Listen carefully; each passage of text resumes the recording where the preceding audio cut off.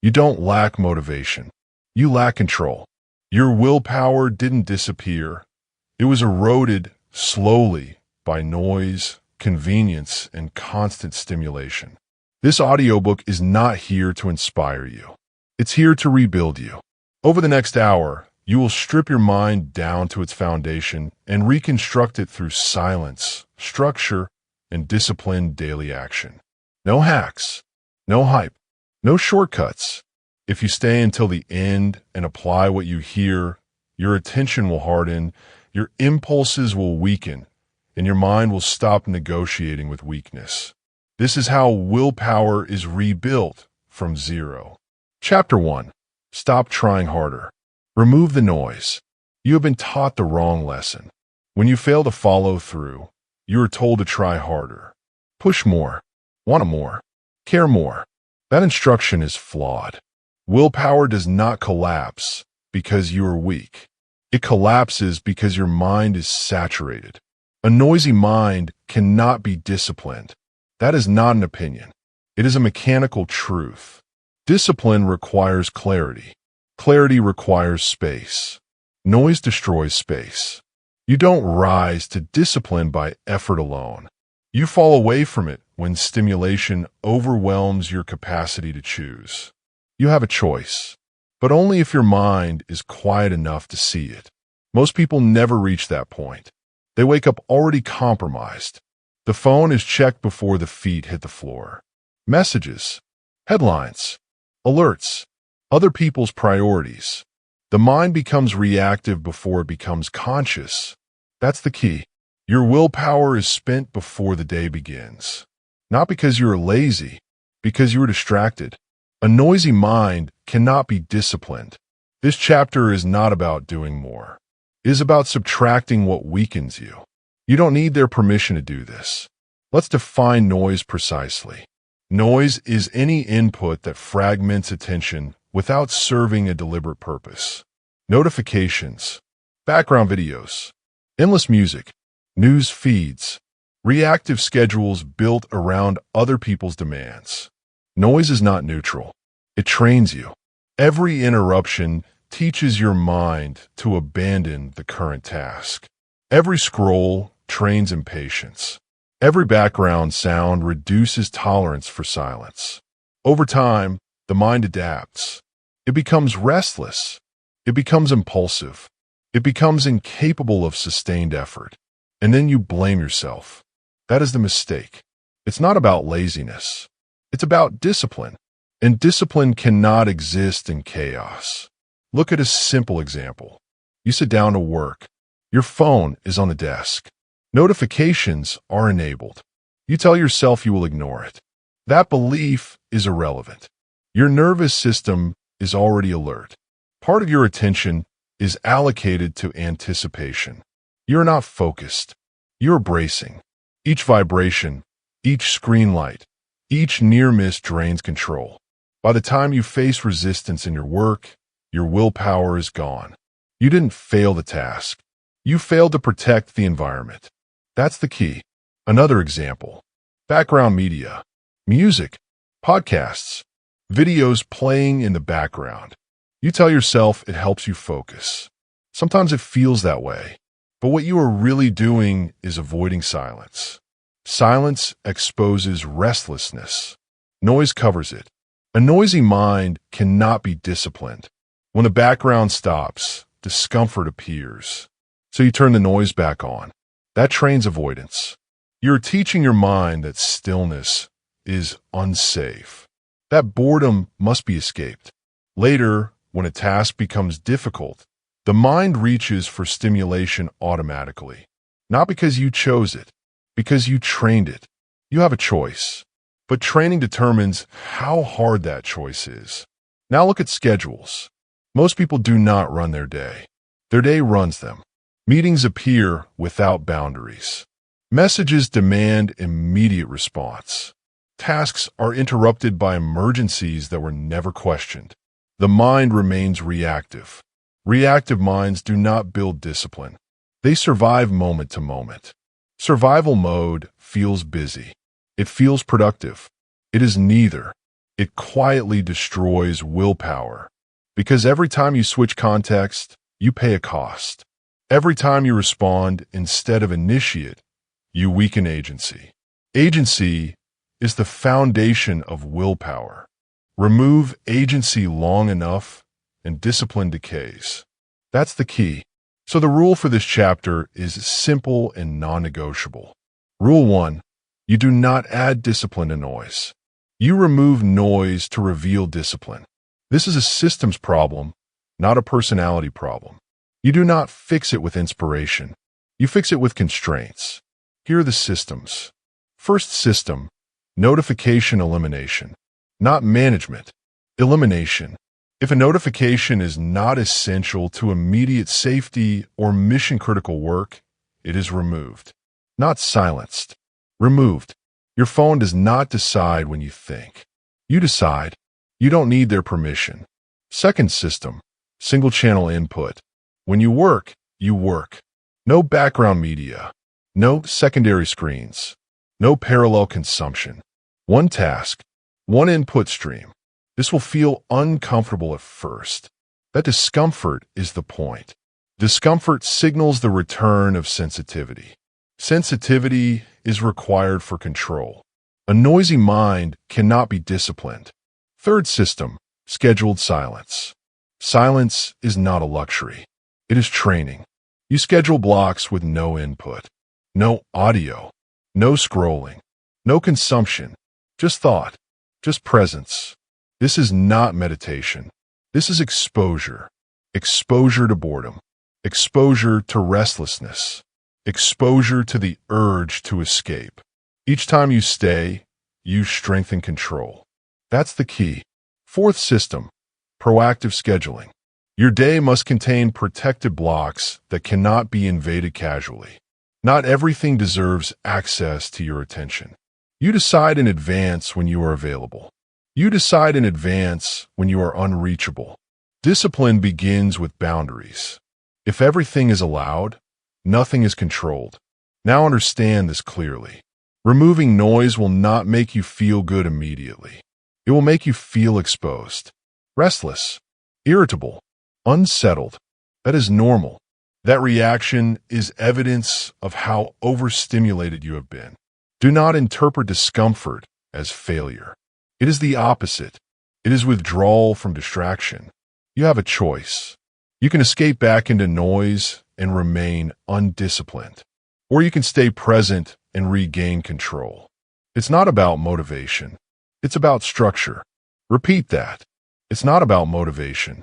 It's about structure. A noisy mind cannot be disciplined. You do not argue with this process. You enforce it. You don't negotiate with impulses. You outlast them. As noise decreases, something important happens. Thoughts slow down. Impulses lose urgency. Tasks feel simpler, not easier, clearer. Clarity restores agency. Agency restores willpower. That's the key. This chapter is not about becoming productive. It is about becoming unfragmented. Discipline does not emerge from intensity. It emerges from stability. And stability requires silence. In the next chapter, we will go further. Removing noise is only the first step. Next, you will learn how to use silence deliberately. Not as absence, but as a weapon. That is where rebuilding truly begins. Chapter 2. Silence is not empty. It is a weapon. Most people misunderstand silence. They think silence is rest. They think silence is relaxation. They think silence is optional. They are wrong. Silence is not empty. Silence is pressure. And pressure is what forges control. Silence removes options. Discipline grows when options disappear. That is the principle of this chapter. In the last chapter, you removed noise. That created space. Now you must learn to use that space. Because silence, left unstructured, will be escaped. Silence, applied deliberately, will train you. You have a choice. You can treat silence as something to endure, or you can treat it as an environment that conditions behavior. Elite performers understand this. They do not live in constant stimulation. They create controlled deprivation. Look at monastic routines. Monks wake early. They move slowly. They speak rarely. They repeat the same actions every day. This is not spiritual decoration. It is behavioral engineering. Silence removes novelty. Novelty removes impulse. Impulse removal restores control. That's the key. When options disappear, the mind stops negotiating. Most people are exhausted not from effort, but from choice. What to check, what to respond to, what to consume, what to avoid. Each option drains energy. Silence collapses the field of options. Nothing to click, nothing to react to, nothing to escape into. Only the task, only the moment. A noisy environment gives you exits. Silence locks the doors. Silence removes options. Discipline grows when options disappear. This is why silence feels threatening at first. In silence, impulses surface. The urge to check, the urge to move, the urge to distract. These urges were always there. Noise simply hid them. Silence reveals them. That is not a flaw. That is feedback. You do not eliminate impulses by avoiding them. You eliminate them by outlasting them. Silence creates the conditions for that process. Elite military training uses this principle.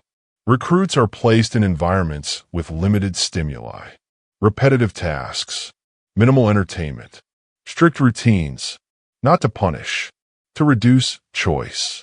When choice disappears, compliance becomes automatic. When compliance becomes automatic, discipline becomes identity. You don't need their permission to adopt this model. You're not a monk. You're not a soldier. But your nervous system responds the same way. Silence removes options. Discipline grows when options disappear. Now this must be systemized, not romanticized, not improvised. Here are the rules. Rule 1. Silence is scheduled, not accidental. You do not wait for silence to appear. You impose it. You choose fixed blocks of a day where input is eliminated. No audio, no reading, no consumption, just you and the task. This is not relaxation time. This is training time. Treat accordingly. Rule 2. Silence is paired with effort. Silence alone is not enough. Silence without effort becomes stagnation. Silence with effort becomes conditioning. You pair silence with work that requires focus. Writing, studying, planning, thinking. This creates an association. Silence equals engagement, not escape. That's the key. Rule 3. Silence is not negotiated away. When discomfort appears, you do not adjust the rule. You do not shorten the block. You do not add background noise. You do not compromise. You observe the impulse and continue. Each time you do this, you reinforce authority. Authority over your attention. Authority over your reactions.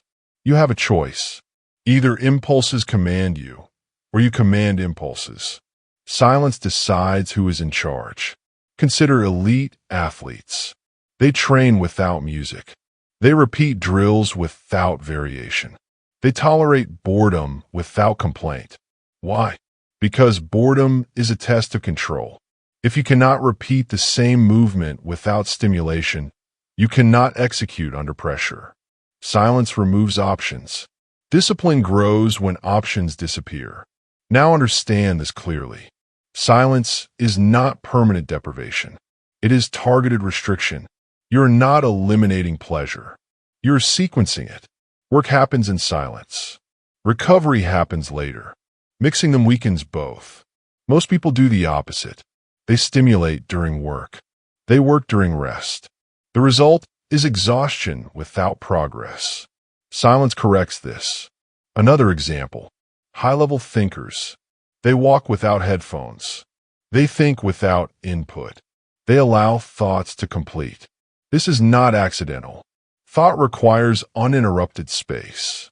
Without silence, thinking becomes shallow. Without thinking, action becomes reactive. Reactive action erodes willpower. That's the key. Silence is where thinking regains depth. Depth restores clarity. Clarity restores control. Now expect resistance. Your mind will attempt to reintroduce options. I'll just check once. I'll put something on quietly.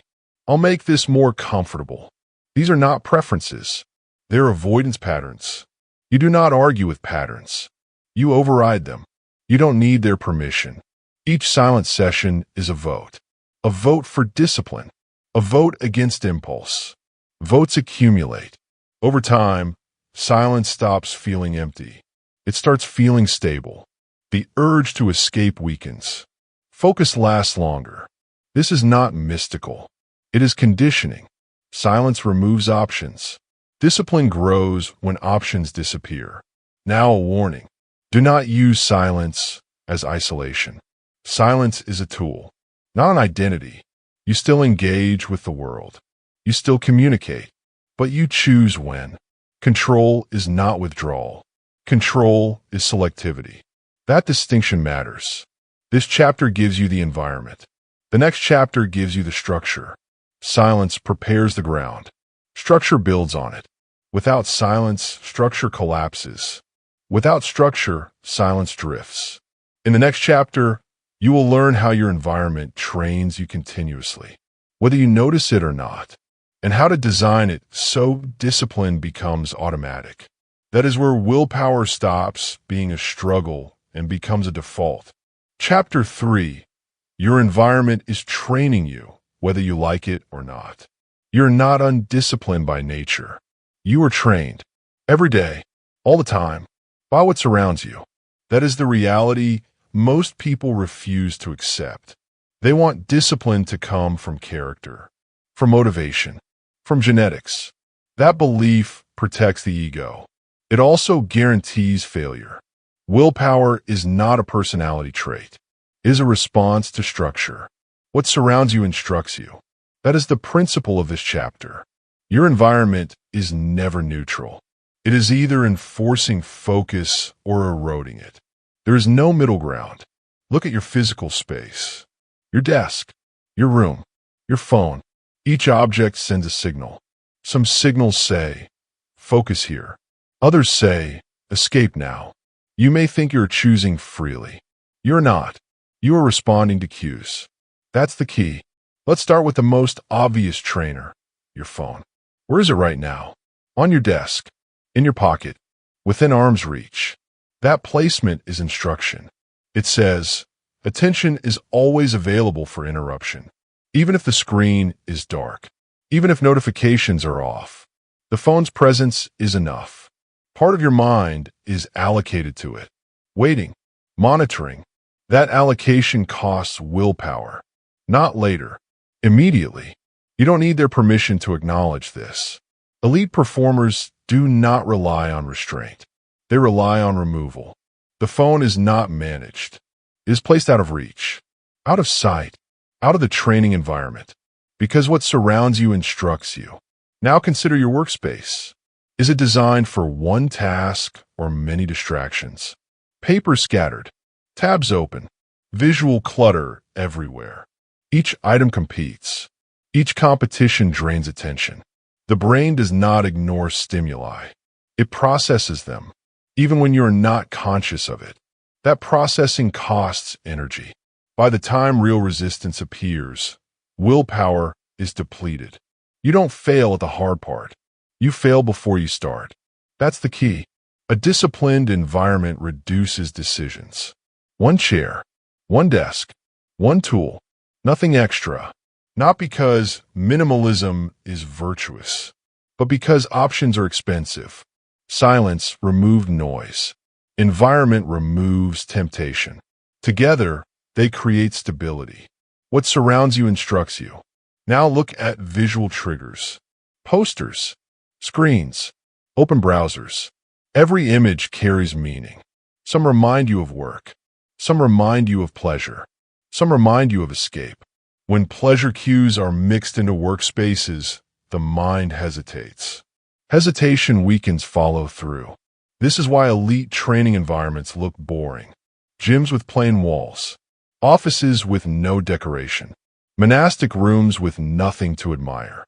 Not because beauty is bad, but because beauty distracts. In training, the task is the focus. Everything else is removed. That's the key. Now understand this clearly. You cannot outwill a bad environment. You can resist for a while. You can force effort temporarily, but the environment always wins because it trains you when you are tired, when you are bored, when you are not paying attention. That's when habits are formed. You have a choice. You can keep blaming yourself, or you can redesign the system that trains you. It's not about effort. It's about discipline, and discipline is structural. Here are the rules. Rule 1. One environment, one purpose. Do not mix functions. The place where you work is not the place where you consume. The place where you rest is not the place where you scroll. When environments blur, behaviors blur. Clarity requires separation. What surrounds you instructs you. Rule 2. Remove before you add. Do not look for productivity tools first. Look for distractions to eliminate. Extra screens, unused apps, decorations that invite daydreaming. Remove them. Subtraction is faster than optimization and more effective. Rule 3. Make the desired action the easiest action. If focus is hard to start, you will avoid it. If distraction is easy to access, you will choose it. So invert the effort. Work materials visible and ready.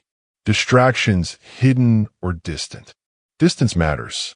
Every extra step weakens impulse. That's the key. Now, let's address a common excuse. I need stimulation to stay engaged. No, you need training. Stimulation is a substitute for control. It keeps you working despite fragmentation, but it prevents depth. Depth is required for discipline. A shallow mind jumps. A deep mind stays. Environment determines which one you build. What surrounds you instructs you. Consider elite writers. They use the same desk, the same chair, the same time. No novelty. The environment cues the behavior. Sit down, right? No negotiation. Elite systems remove debate. Most people negotiate with themselves all day. Should I start now? Should I check first? Should I make it more comfortable? Negotiation is friction. Friction kills consistency. Environment eliminates negotiation. That's the key. Now a warning. Do not obsess over perfection. This is not about creating a flawless setup. It is about removing obvious sabotage. You are not designing a lifestyle. You are designing a training ground. Training grounds are simple. They are repetitive. They are predictable. Predictability builds reliability. Reliability builds willpower. You don't need their permission to live this way. Others may not understand why you remove things, why your space looks empty, why you avoid convenience. Their opinion is irrelevant. They're being trained by their environment too. You're choosing yours. You have a choice. Now connect this to the previous chapter.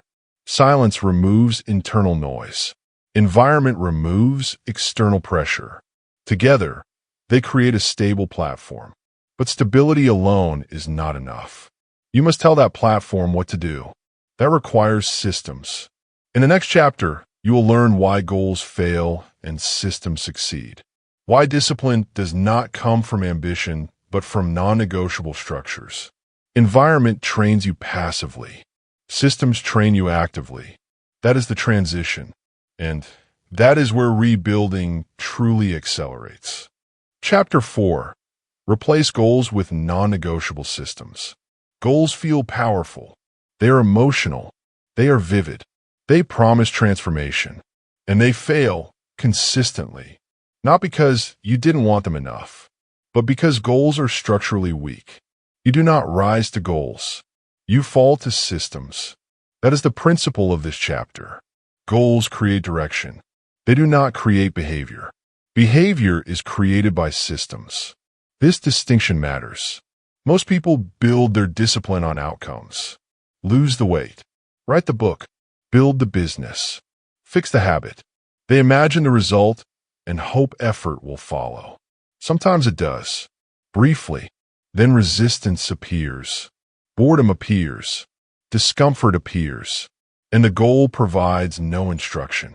Goals do not tell you what to do today. They do not tell you what to do when you are tired.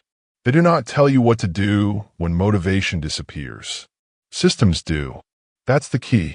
A system is a set of rules that governs behavior regardless of mood. It does not care how you feel.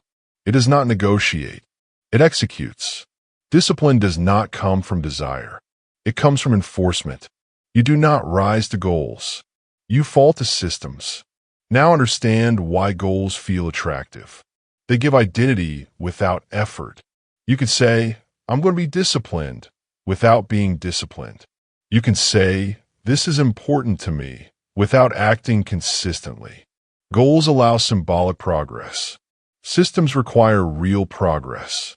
That's why the mind resists them. Systems are boring. They are repetitive. They are unremarkable. And they work. Elite performers understand this. They're not obsessed with outcomes.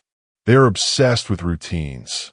Same wake time, same training block, same execution window. Day after day, no excitement, no variation. Results emerge quietly. That's the key. Goals stimulate emotion. Systems regulate behavior. Emotion is unstable. Behavior must be stable. If your discipline depends on emotion, it will collapse under pressure. If it depends on structure, it will persist. You don't need their permission to abandon goals. This is not lowering standards. It is raising reliability. Let's be precise. A goal says, I will focus more. A system says, at 7 a.m., I sit at the desk. Phone outside the room. One task, 45 minutes. The goal inspires. The system executes. When resistance appears, the goal argues. The system proceeds. You do not rise to goals. You fall to systems. Now, consider how most people fail. They build flexible plans. I'll do it when I have time. I'll adjust if today is busy. I'll start strong tomorrow. Flexibility feels mature. It is not. Flexibility invites negotiation. Negotiation invites avoidance. Avoidance kills discipline. Systems remove choice. That is their power.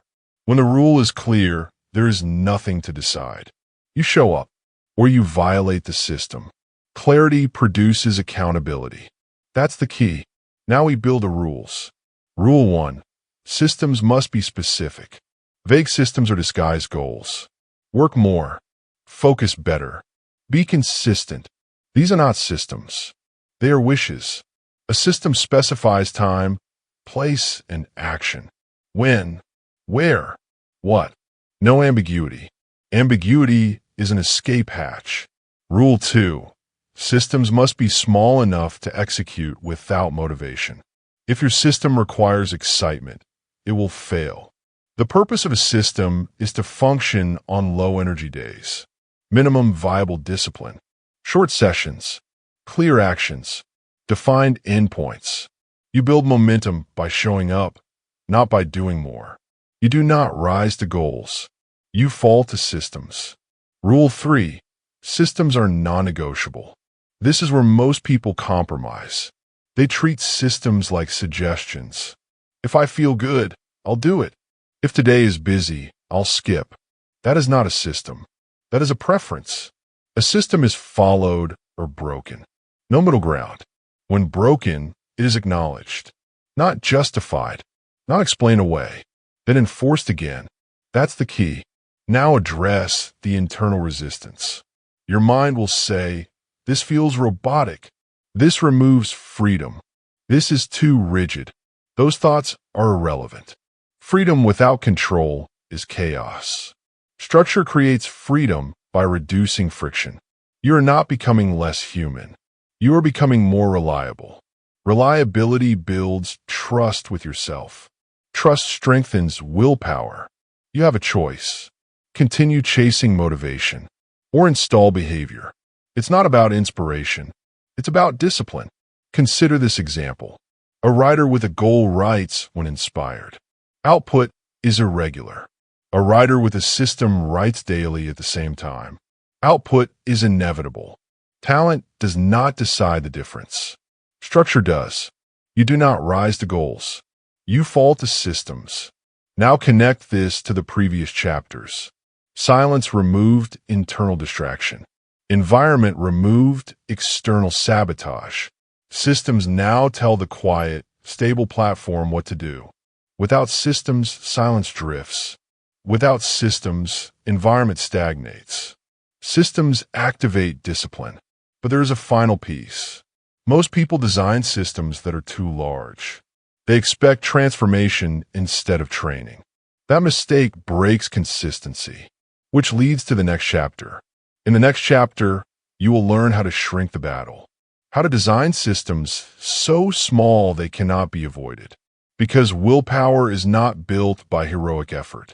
It is built by daily proof. And proof must be repeatable. That is where systems stop being ideas and start becoming identity. Chapter 5. Shrink the battle until you always win. Most people think discipline is built by doing something hard. They are wrong. Discipline is built by doing something certain. Willpower does not grow from heroic effort. It grows from daily proof. Small wins harden the mind. That is the principle of this chapter. When people fail, they usually fail the same way. They set standards that require motivation. They design systems that demand energy.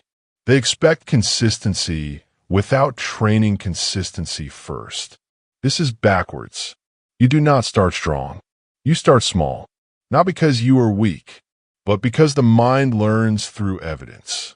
Every time you do what you said you would do, trust increases. Every time you break a promise to yourself, authority erodes. Authority over self is the foundation of willpower. That's the key. Most people sabotage themselves by making the battle too large. An hour of focus, a perfect routine, a complete overhaul. These are not discipline builders. They're discipline tests. Tests expose weakness. Training builds strength. Small wins harden the mind. Now understand the psychology. The mind resists uncertainty. Large commitments feel uncertain. They invite negotiation. Do I have time? Should I do it later?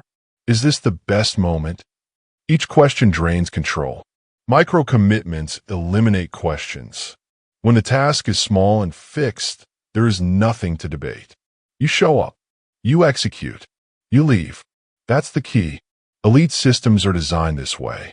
They do not ask for maximum output. They demand minimum consistency. Consistency compounds. Inconsistency resets.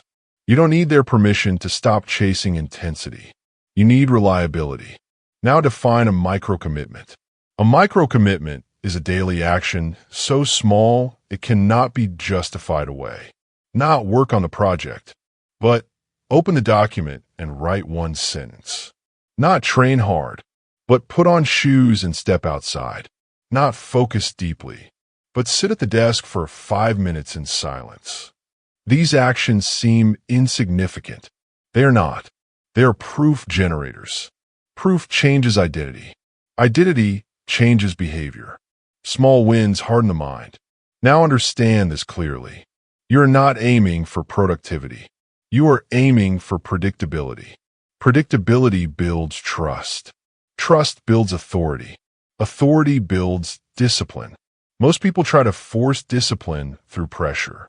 Pressure breaks fragile systems. Small systems survive. That's the key. Now we set the rules. Rule 1. The daily action must be fixed. Same time, same place, same action, no variation. Variation invites decision-making. Decision-making drains willpower. You do not decide if. You only decide when once. Then the rule runs itself. Rule 2. The daily action must be survivable on your worst day. Not your best day. Your worst. Low energy. Bad mood. No motivation. If the action still happens, the system is correct. If it collapses, the system is too large. Shrink it. Small wins harden the mind. Rule 3. Completion matters more than expansion. You do not add until consistency is proven. No scaling. No optimization. No improvement. Only repetition. Repetition is training. Most people expand too early. They feel good after a few days and raise the bar. That breaks the chain. Chains build discipline. Broken chains reset it. That's the key. Now address the internal objection. This feels too easy. That thought is irrelevant. Easy does not mean ineffective. Easy means repeatable. Repeatable means inevitable. Inevitability is discipline. You are not training output. You are training compliance. Compliance to your own rules.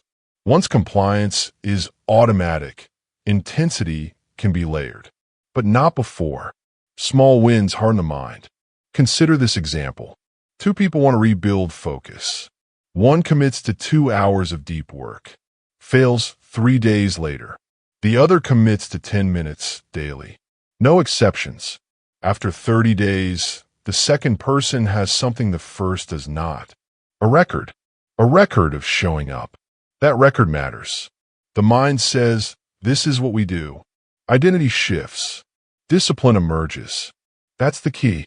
Now, remove decision-making entirely. Decision-making is friction. Your system must answer these questions in advance. When does it happen? Where does it happen? What is the minimum action? If you still ask these questions daily, the system is incomplete. Systems exist to eliminate thinking. Thinking is expensive. Structure is cheap. You don't need their permission to simplify this far. Others may chase complexity. You are chasing reliability. Reliability wins. Now understand the deeper effect. Each small win reduces internal resistance. Not because the task is easier, but because the mind stops arguing. Argument requires doubt. Proof eliminates doubt. Small wins harden the mind. Over time, something changes. Missing the action feels uncomfortable. Skipping feels wrong. Not because of guilt, because of identity conflict. This is where discipline becomes internal. Not enforced by effort, enforced by self-image. That is real willpower. But it only comes from repetition, not intensity. You have a choice. Continue demanding more from an untrained mind, or train it properly. It's not about ambition. It's about discipline. Now connect this to the system. Silence created space. Environment removed temptation. Systems define behavior. Micro-commitments make execution inevitable. This is the full chain, but there is still one skill missing. Consistency is fragile if attention collapses. You can show up and still drift.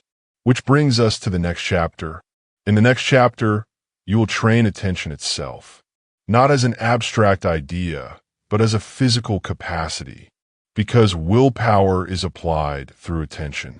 And attention, like muscle, must be trained deliberately. That is where control deepens.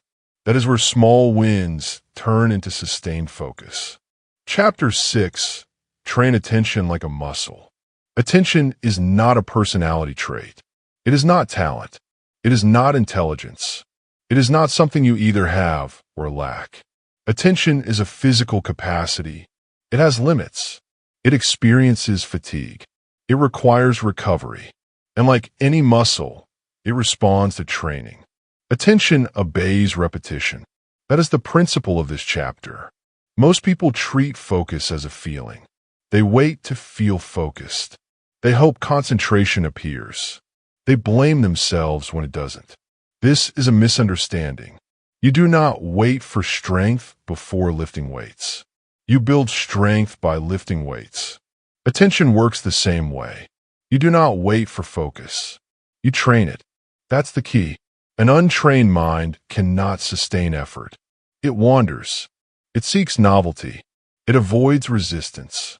Not because you are undisciplined, because the capacity is weak. Weak muscles shake under load. Weak attention collapses under boredom. Training fixes this. Attention obeys repetition. Now understand the failure pattern. Most people attempt long periods of focus without preparation. 2 hours, 3 hours, no breaks, high expectations. This is equivalent to attempting a heavy lift without conditioning. Failure is guaranteed. Then they conclude they can't focus. Wrong conclusion. They haven't trained. Training requires progressive overload. Short, controlled sessions. Clear boundaries. Repeat exposure. That's the key. Let's define attention precisely. Attention is the ability to hold one object in awareness without switching. Not multitasking. Not monitoring. Holding. Switching is not focus. Switching is fragmentation. Fragmentation drains willpower. Sustained attention preserves it. So the goal is not to do more. The goal is to switch less. Attention obeys repetition. Now we install the drills. These are not suggestions. They are training protocols. Drill 1. Time focus blocks. You choose a fixed duration. Not ambitious. Survivable. 20 minutes is sufficient. 30 is acceptable. More is unnecessary at first. During the block, one task exists. No checking. No adjusting. No optimizing. When attention drifts, you return it. No judgment. No frustration. Return is the repetition. Every return is a repetition. That's the key. The block ends when the timer ends, not when you feel done. This trains containment. Containment builds endurance. Attention obeys repetition. Drill 2. Single task enforcement. You do not allow parallel input. No background audio. No secondary screens. No idle checking. This is non-negotiable. If attention is split, it is not trained. Single tasking is not a preference. It is the stimulus required for adaptation. Without it, attention does not strengthen. It remains scattered. What you practice, you become. Drill 3. Boredom tolerance.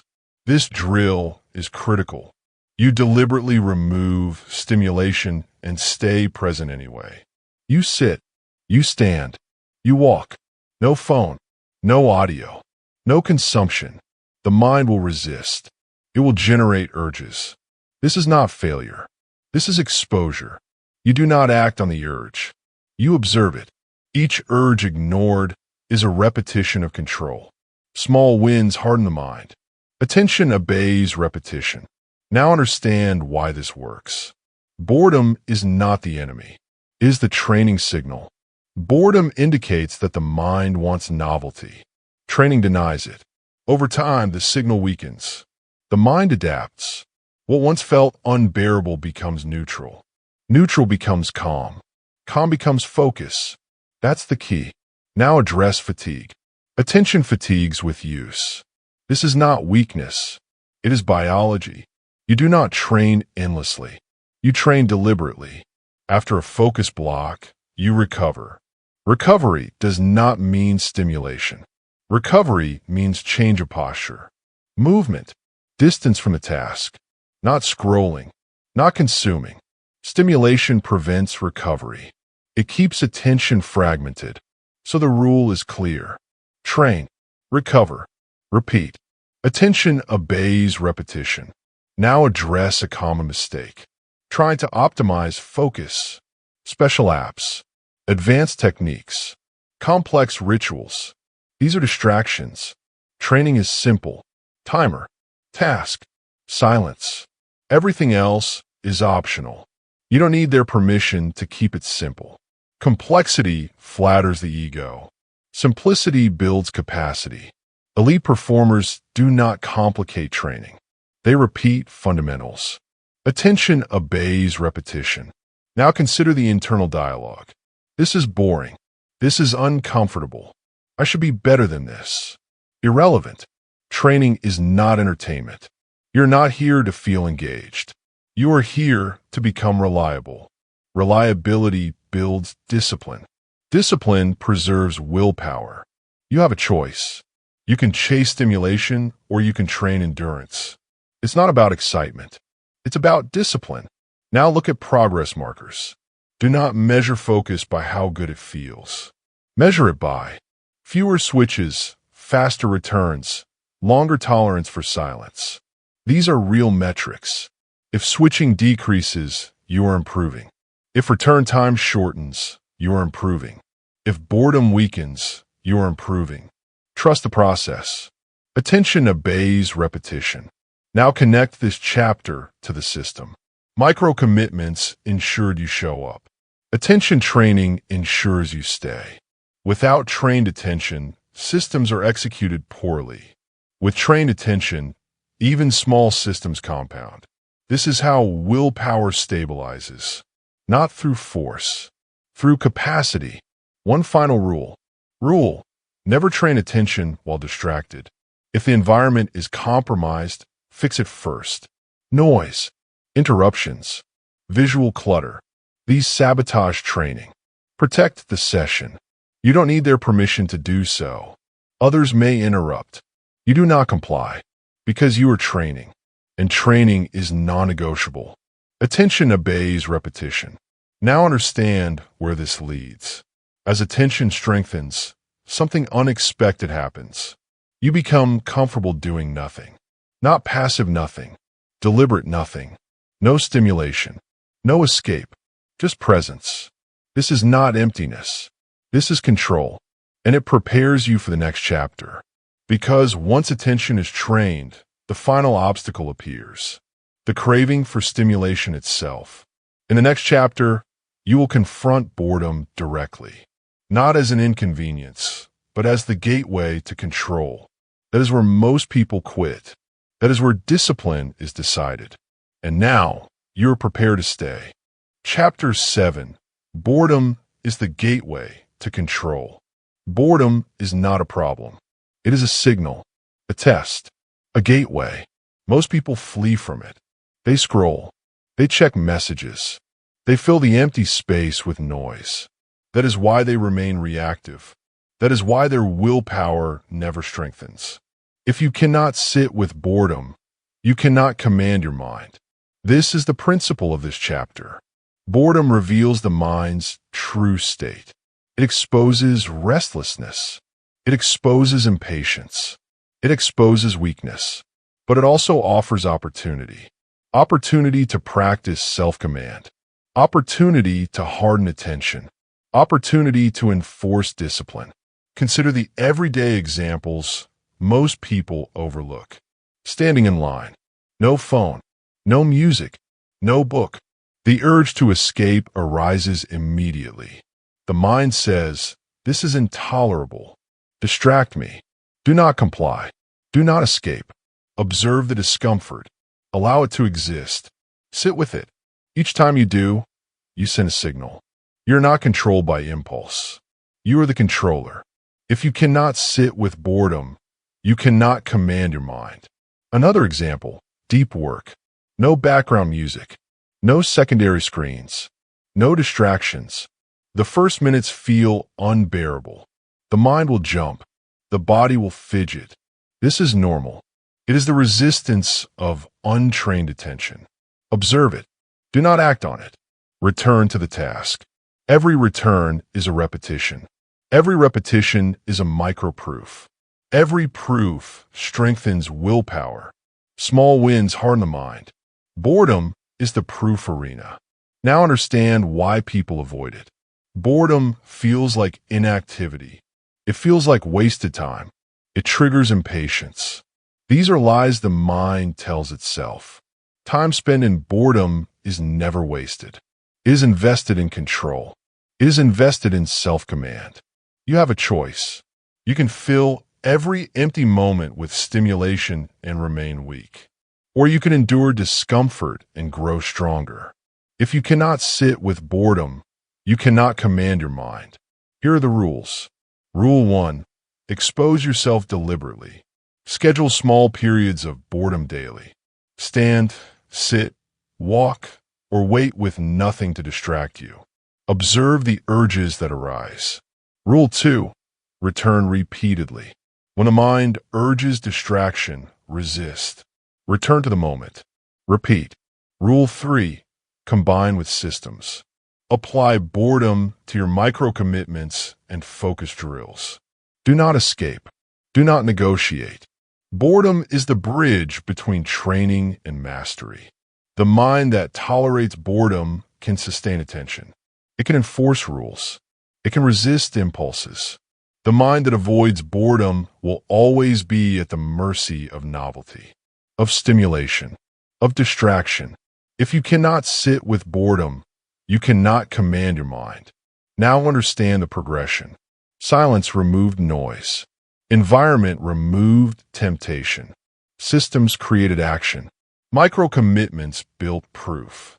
Attention training strengthened capacity. Boredom integrates them all.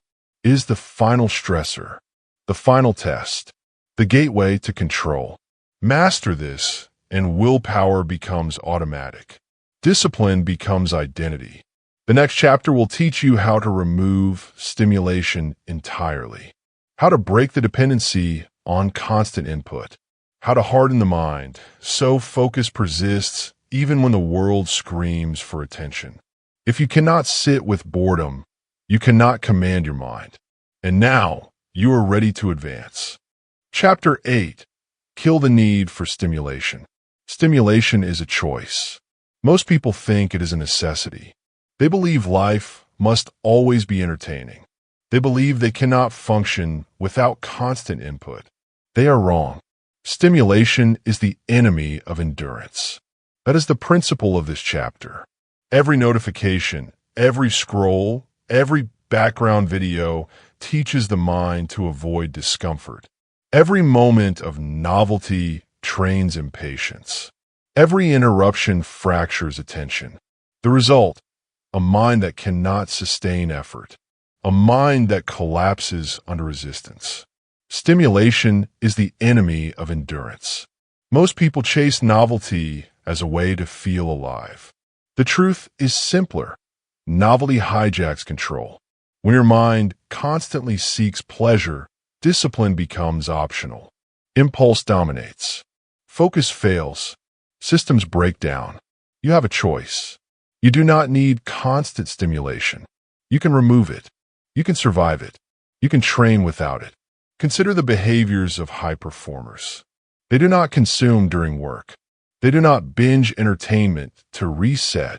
They do not fill empty moments with distractions. They endure silence. They endure monotony. They endure boredom. This is not deprivation. It is conditioning. The absence of constant stimulation trains endurance. Endurance preserves focus. Focus enforces willpower.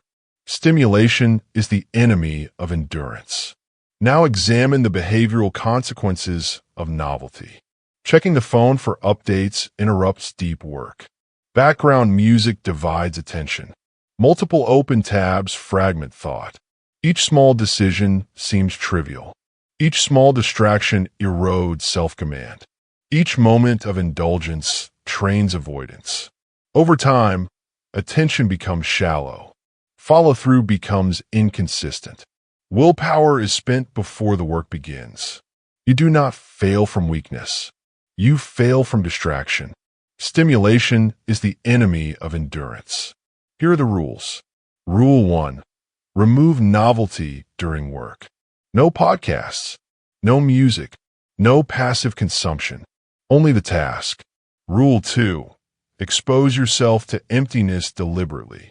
Allow silence, monotony, and repetition without relief. Notice the discomfort. Do not escape.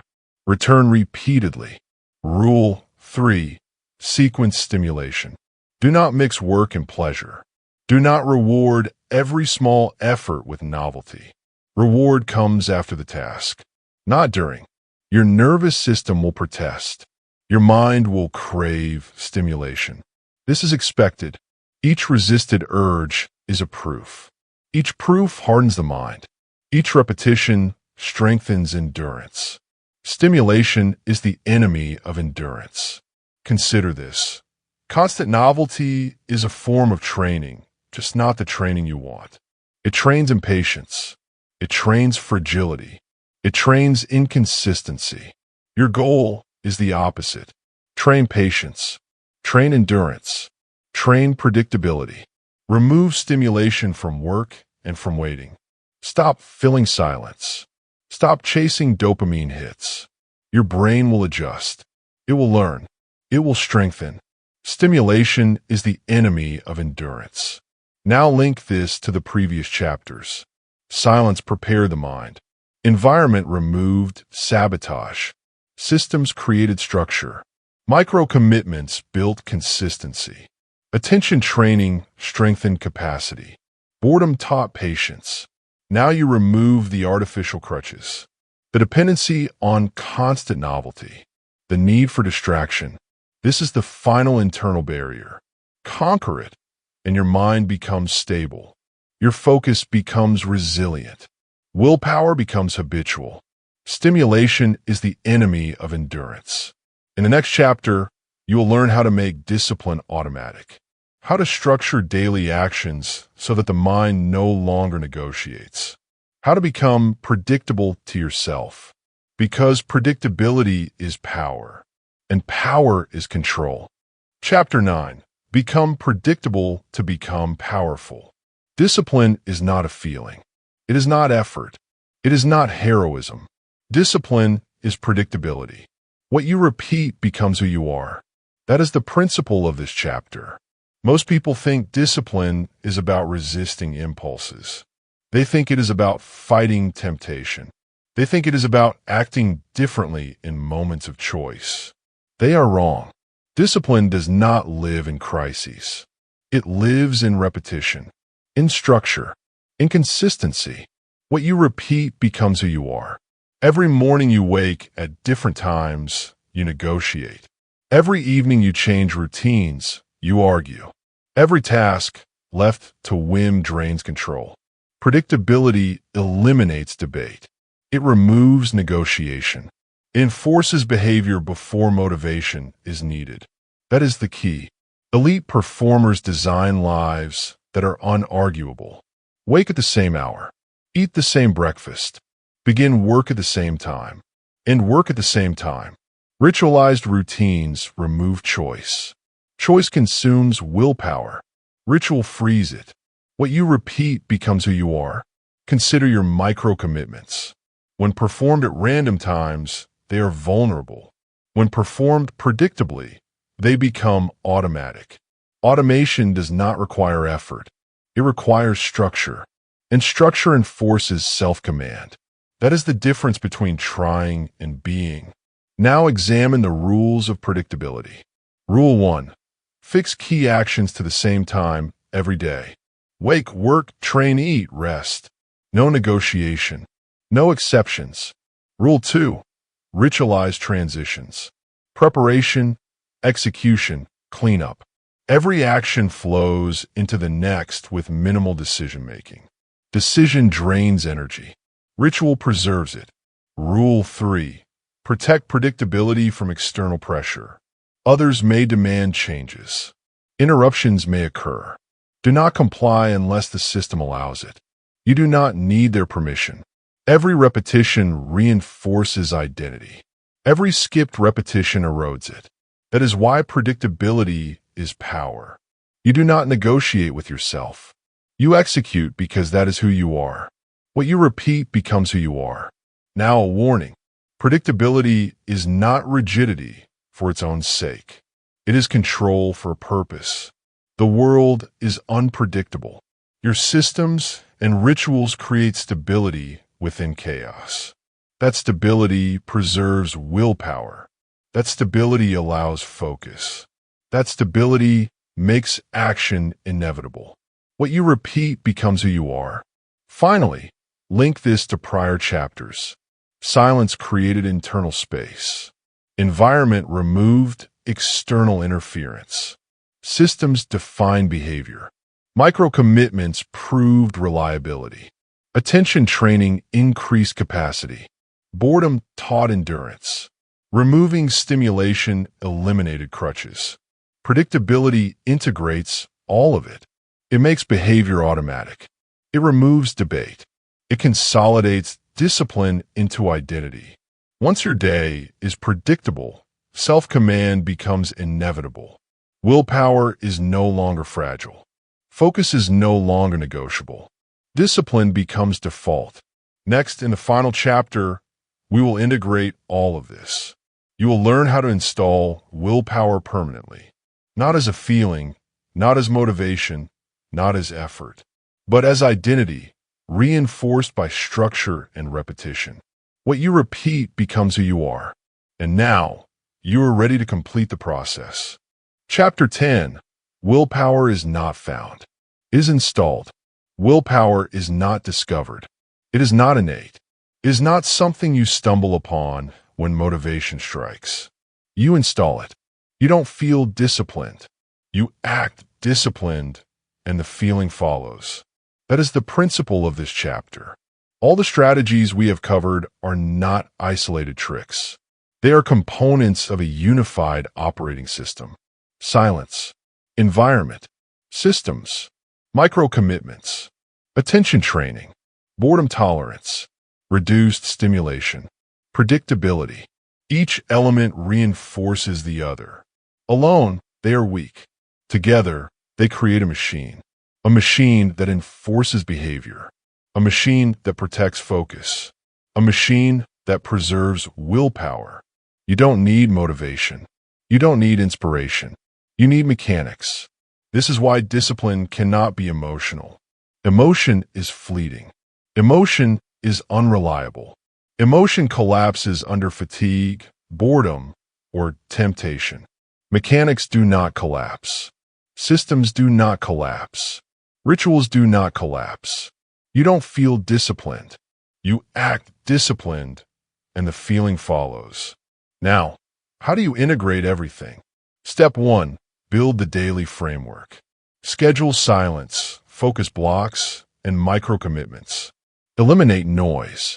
Remove stimulation. Step 2. Configure your environment.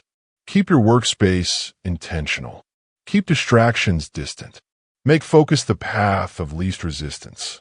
Step 3. Ritualize repetition. Fix wake times. Fix work hours. Predictable transitions. Step 4. Apply attention training. Time blocks. Single tasking. Boredom exposure. Step 5. Track micro wins. Small wins harden the mind. Consistency compounds. Proof accumulates. Each day, you reinforce the system. Each day, discipline is installed a little deeper. Each day, you act disciplined, and the feeling follows. This is not theoretical. It is mechanical. It is repeatable. It is unavoidable once the system is properly configured. Do not negotiate with it.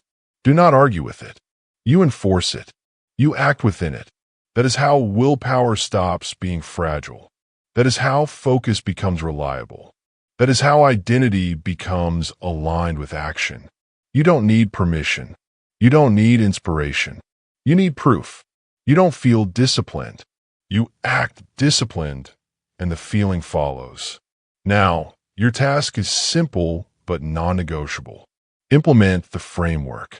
Remove distractions. Install daily rituals. Endure boredom. Train attention. Execute micro-commitments. Repeat without exception. This is how willpower becomes a default state. Not a feeling. Not a choice. A fact. If you follow this system consistently, discipline will no longer be fragile. It will be inevitable. You don't feel disciplined. You act disciplined, and the feeling follows. If you found value in this system, subscribe now to the channel.